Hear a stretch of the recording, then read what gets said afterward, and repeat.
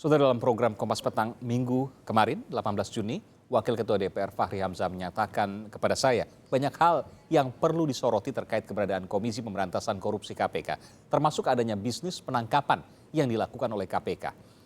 Dan saudara, untuk mengkonfirmasi hal ini sudah bersama kami melalui sambungan satelit juru bicara KPK Febri Diansyah. Sebelum kami nanyakan lebih jauh, kami hadirkan dulu cuplikan pernyataan Fachri Hamzah kemarin kepada saya.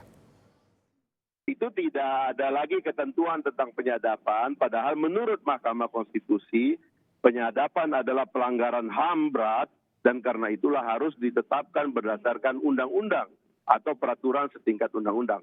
Nah, KPK, dia tidak memakai itu, dia memakai SOP yang dia buat sendiri, lalu dengan SOP itu dia memutuskan siapa yang harus disadap, kapan harus disadap, bagian mana yang harus nanti disampaikan ke pengadilan dan sebagainya. Itu tanpa proses pemeriksaan dan tidak ada lagi audit karena lembaga yang berwenang tidak lagi diatur ketentuannya untuk boleh mengaudit KPK. Karena kemudian tidak ada undang-undangnya begitu. Jadi maksudnya KPK semena-mena dengan menggunakan alat sadapnya itu, mengincar siapapun, karena itu di dalam KPK itu mulai ada bisnis untuk menangkap orang. Cukup jelas apa yang disampaikan Wakil Ketua DPR Fachri Hamzah kemarin dalam program Kompas Petang disampaikan pada saat dialog dengan saya. Saya ke Bung Febri. Bung Febri, ada dua pernyataan yang sangat mengejutkan yang disampaikan oleh Wakil Ketua DPR Fachri Hamzah. Yang pertama adalah bisnis penangkapan orang oleh KPK. Kemudian yang kedua, tadi tidak sempat diputar di pernyataan, terkait dengan transaksi gelap yang ada di KPK. Bagaimana Pak KPK menanggapi hal ini? Ya, sebenarnya itu tidak mengejutkan karena Fachri Hamzah dari dulu memang suka bicara demikian. Dan kita tahu persis banyak sekali data-data keliru yang disampaikan. Misalnya terkait dengan penyadapan yang tidak diatur di undang-undang, saya kira mungkin belum dibaca juga secara lengkap Undang-Undang 30 tahun 2002 tentang KPK itu. Karena di pasal 12 jelas sekali KPK diberikan kewenangan secara khusus untuk melakukan perekaman pembicaraan atau dalam hal ini penyadapan pada proses penyelidikan, penyidikan dan penuntutan. Jadi segala kewenangan yang dilakukan oleh KPK untuk melakukan penyadapan adalah apa yang disebut dengan lawful interception atau penyadapan yang sah secara hukum. Buktinya apa? Buktinya Pengadilan Tindak Pidana Korupsi menerima seluruh bukti penyadapan tersebut sebagai bukti yang kemudian menjadi dasar untuk menentukan seseorang terbukti bersalah dan dijatuhi hukuman. Artinya tentu kita lebih percaya apa yang sudah disampaikan oleh pengadilan dan berulang kali diputus di pengadilan ketimbang tudingan-tudingan yang tentu tidak berdasarkan data dan fakta. Bung Febri? Kekeliruan-kekeliruan itu cukup banyak sebenarnya. Dan bahkan fitnah-fitnah yang mengatakan ada transaksi di KPK atau yang lainnya, itu sama sekali tidak pernah dibuktikan pada publik. Jadi saya kira akan lebih baik kita dari perspektif KPK kami bekerja secara terus-menerus. Ketika kita melakukan operasi tangkap tangan, mungkin ada banyak orang yang tidak suka KPK menangkap pihak-pihak yang terkait dengan kasus korupsi atau pihak-pihak yang diduga melakukan korupsi. Misalnya pihak-pihak yang tidak senang KPK melakukan OTT adalah mereka yang menjadi bagian dari kasus korupsi itu sendiri, atau pihak-pihak lain yang tidak senang lembaga penegak hukum kemudian melakukan pemberantasan korupsi. Kami lebih melihat dari perspektif itu. Bung Febri, kalau kemudian heran sebenarnya adalah ketika pernyataan-pernyataan seperti itu kemudian direproduksi sedemikian rupa padahal tidak ada dasar dan fakta yang jelas. Bung Febri, kalau Anda tadi katakan seringkali kemudian disampaikan seperti itu, ini yang menyampaikan Wakil Ketua DPR. Ini yang menyampaikan pejabat tinggi negara. Dan kemudian Anda katakan tadi tidak bisa dibuktikan. Tapi kalau kemudian ini disampaikan terus-menerus, tanpa kemudian KPK katakanlah melakukan klarifikasi, atau katakanlah melakukan pembicaraan, atau bahkan melakukan proses hukum terhadap pernyataan-pernyataan yang merugikan KPK. Di luar sana berkembang pendapat jangan-jangan benar. Akan melihat itu secara... Masyarakat tentu dengan mudah bisa melihat mana yang menyampaikan kebenaran dan mana yang bekerja melakukan pemberantasan korupsi. Kita bisa lihat misalnya berbagai survei mengatakan indeks kepercayaan terhadap kerja KPK dan indeks kepercayaan terhadap kerja institusi lain, apalagi orang-orang tertentu saja yang sebenarnya dari dulu hanya melihat sisi negatif dari upaya pemberantasan korupsi yang dilakukan. KPK sangat terbuka ketika ada kritik-kritik yang disampaikan oleh berbagai kalangan dan kemudian kita melakukan perbaikan dan penguatan. Namun ketika kita bicara tentang operasi tangkap tangan yang dilakukan di pusat, di berbagai institusi ataupun di daerah, ketika kita bisa membongkar skandal-skandal korupsi yang biasanya dilakukan secara tertutup, dan ada pihak yang tidak senang, tentu kami tidak perlu menghabiskan energi untuk merespon pihak yang tidak senang ketika kita melakukan operasi tangkap tangan tersebut. Yang kita wajib lakukan sebagai penegak hukum adalah ketika ada indikasi tindak pidana korupsi, kita tangani secara serius sampai berkekuatan hukum tetap dan kemudian eksekusi dilakukan. Bahwa kami harus punya strategi, ya, karena memang bukan operasi tangkap tangan saja yang dilakukan. Misalnya tahun 2016 itu ada sekitar 17 operasi tangkap tangan dilakukan dari lebih dari 90 kasus yang kita tangani di penyidikan. Artinya ini dilihat secara seimbang antara operasi tangkap tangan sebagai upaya untuk membongkar skandal di ruang gelap dan penanganan-penanganan kasus yang lain yang juga merugikan keuangan negara sangat besar. Misalnya saat ini kita melakukan penyidikan kasus BLBI yang sebelumnya tidak pernah ditangani secara serius dan bahkan menjadi harapan publik yang cukup tinggi.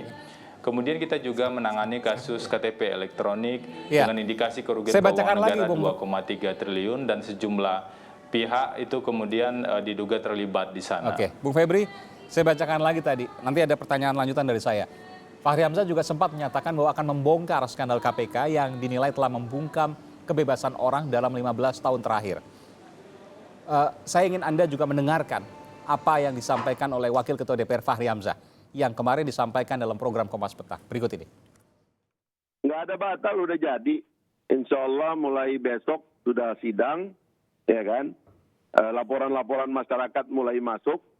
Semua laporan masyarakat yang di KPK ditutup karena terjadi bisnis di belakang oleh para penyidik, ya, oleh para penyelidik. Yang kasus-kasus besar ditutup, kerugian negara ditutup, akan mulai dibuka besok dengan laporan-laporan masyarakat. Barulah kita akan mulai memanggil satu persatu bahwa ternyata di belakang itu dari 200.000 kasus sekarang yang ada di KPK tidak ada yang diproses. Yang diproses itu hanyalah laporan untuk OTT-OTT yang biasanya datang dari orang yang saling melapor dan saling menjatuhkan di dalam institusi-institusi pemerintahan dan juga termasuk dalam tender-tender proyek. Orang kalah tender melaporkan yang menang tender. Tanggapan Anda, Bung Febri Diansyah, juru bicara Komisi Pemberantasan Korupsi. Ada dua hal sebenarnya kalau kita dengar secara hati-hati yang disampaikan tadi. Pertama, ketika posko dibuka, itu semakin menunjukkan bahwa tidak ada fokus atau belum jelas sebenarnya materi apa yang akan dibahas di forum tersebut. Kalau memang serius dan ada materi yang khusus, tentu saja itu sudah teridentifikasi sejak awal, kemudian baru proses penyelidikan dilakukan. Yang kedua, persoalan proses belum dimulai, tetapi kemudian sudah ada kesimpulan adanya jual beli dan hal-hal yang lain. Asumsi-asumsi seperti ini sudah sangat sering kita dengar dari periode-periode sebelumnya, bahwa ada jual beli dan segala macam yang tidak pernah terbukti sampai dengan saat ini. Justru kita khawatir informasi-informasi yang disampaikan tersebut itu dapat berimplikasi menghambat kerja-kerja pemberantasan korupsi yang dilakukan oleh KPK. Karena KPK juga berupaya melakukan semaksimal mungkin penanganan kasus korupsi. Tidak hanya operasi tangkap tangan, kalau operasi tangkap tangan sebenarnya hanya kita lakukan mungkin sepertiga saja, tidak cukup dari seluruh kasus yang kita tangani. Namun operasi tangkap tangan ini penting dilakukan karena bisa membongkar lebih lanjut skandal-skandal tertutup. Ada satu contoh kasus yang pernah kita proses misalnya di tahun Di bulan Januari tahun 2016, kita kemudian membongkar 1 atau 2 orang, tapi kemudian sejumlah anggota DPR diproses lebih lanjut karena ada pembagian yang rata diduga pada sejumlah pihak di DPR RI pada saat itu. Nah, itu hanya bisa dilakukan dalam kondisi-kondisi tertentu ketika operasi tangkap tangan diproses oleh KPK. Justru akan menjadi sangat keliru ketika KPK mengetahui ada transaksi, kemudian KPK diamkan dengan berbagai alasan. Karena itu kami tidak akan begitu merespon dan menghabiskan energi untuk jawab-menjawab dengan tudingan-tudingan dan asumsi-asumsi yang tidak berdasarkan data Febri, tersebut. artinya siapapun yang menyerang KPK dengan pernyataannya, kapanpun KPK tidak akan menggubrisnya. Tidakkah itu merugikan KPK? KPK tetap akan fokus bekerja menangani kasus-kasus korupsi yang ada. Justru masyarakat akan dirugikan kalau energi KPK akan dihabiskan untuk mengomentari asumsi-asumsi atau bahkan fitnah-fitnah yang ditujukan sedemikian rupa yang dapat menghambat upaya pemberantasan korupsi. Kami memiliki sistem misalnya di sini ketika ada pengaduan masyarakat yang masuk, itu dilakukan penelaahan lebih lanjut, hasil telaahnya kemudian diidentifikasi secara lebih jelas apakah ini ada indikasi korupsi atau tidak. Ketika tidak ada indikasi korupsi, misalnya itu terkait dengan pertanahan, sengketa keluarga atau hal yang lain, tentu tidak akan kita tindak lanjuti. Dan itu butuh waktu untuk melakukan identifikasi itu. Bung Febri. Jadi sangat aneh ketika ada orang-orang saat ini yang berpikir laporan baru masuk dan kemudian langsung melakukan penelaahan dan kemudian sudah langsung menyimpulkan. Kita justru berpikir ada agenda apa di balik itu. Ya, Bu Febri, hari ini adalah hari digelarnya angket KPK. Dan pernyataan pertama dari pimpinan KPK termasuk pimpinan DPR, saya koreksi, termasuk Fahri Hamzah, akan melakukan upaya luar biasa untuk memanggil Miriam Haryani yang sekarang menjadi tahanan KPK.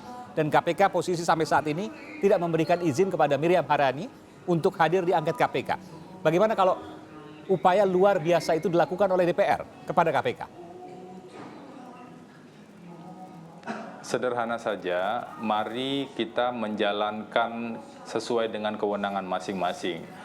KPK akan menjalankan kewenangan KPK mulai dari penyelidikan, penyidikan, dan penuntutan, dan sedang kita proses termasuk penahanan terhadap Miriam S. Haryani saat ini. Dasar hukumnya cukup jelas dan ketika yang diinginkan itu adalah terkait dengan penanganan perkara, tentu kita tidak bisa memberikan izin atau membiarkan Miriam misalnya pergi di forum yang lain karena Miriam juga akan dilimpahkan segera ke proses persidangan. Nanti kita akan lihat lebih lanjut misalnya terkait dengan rekaman pemeriksaan Miriam Haryani dalam kasus IKTP. Kemudian apakah ada atau tidak pihak yang menekan Miriam dan itu siapa saja. Jadi kalau itu yang ingin diklarifikasi di luar forum pengadilan, tentu saja kami memiliki kewajiban untuk tetap meletakkannya di koridor hukum yang berlaku. Jadi kita perlu pisahkan antara proses politik dengan proses hukum yang dilakukan oleh KPK saat ini. Jadi saya perlu penegasan dari Anda, juru bicara KPK, Bung Febri Diansyah, artinya apapun yang dilakukan oleh DPR, KPK tidak akan memberikan tahanannya, dalam hal ini adalah Miriam Haryani, untuk hadir di angket KPK. Sederhana saja, KPK akan bertindak sesuai dengan aturan hukum yang berlaku. Kalau kemudian DPR memiliki kewenangan berdasarkan aturan yang lain, silakan saja. Sepanjang itu harus sesuai misalnya dengan Undang-Undang MD3, ketentuan tata tertib, atau hal-hal lain yang menjadi dasar kewenangan lembaga negara. KPK, DPR, ataupun institusi lain tentu tidak bisa menjalankan kegiatan atau menjalankan segala sesuatu itu hanya berdasarkan keinginan atau tujuan-tujuan tertentu semata. Tetap harus didasarkan pada aturan hukum yang berlaku. Dan di Undang-Undang KPK, Konstitusi memberikan kewenangan pada DPR, konstitusi juga memberikan cantolan misalnya terhadap lembaga penegak hukum seperti KPK. Kami punya Undang-Undang 30 tahun 2002, ada Kitab Undang-Undang Hukum Acara Pidana, dan cukup banyak aturan hukum yang bisa dijadikan dasar untuk mengambil keputusan saat ini. Dan untuk tidak menyerahkan Miriam Haryani ke angket KPK, ada dua undang-undang setidaknya yang Anda sebutkan tadi. Pertama Undang-Undang Tipikor, kemudian yang kedua adalah KUHAP, Kitab Undang-Undang Hukum Acara Pidana. Terima kasih Bung Febri Diansyah, telah memberikan informasinya di program Kompas Petang.